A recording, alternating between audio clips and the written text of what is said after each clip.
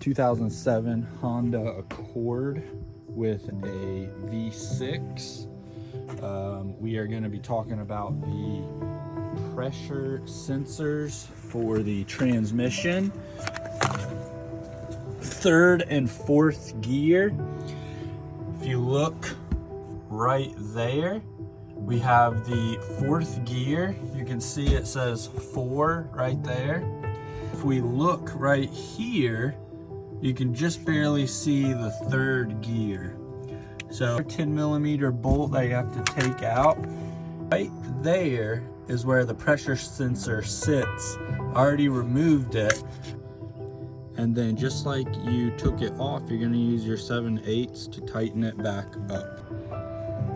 Do not strip this out like that.